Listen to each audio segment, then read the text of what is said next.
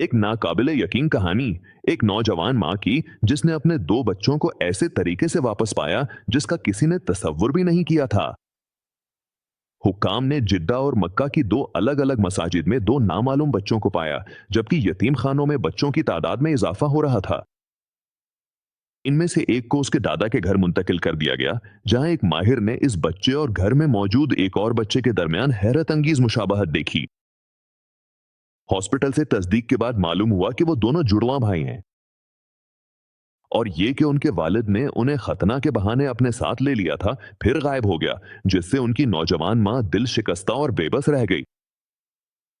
चुनाचे माँ ने अल्लाह की तरफ रुजू किया और दुआ में बार बार कहा, ऐ मूसा को उसकी माँ से मिलाने वाले, मुझे भी मेरे बच्चों से मिला दे।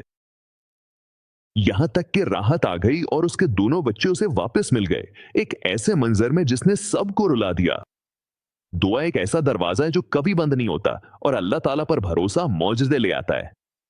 जो भी किसी चीज को अल्लाह के सुपुर्द कर देता है, सबसे ज्यादा मेहरबान अपनी हिफाजत में उसे संभाल लेता है।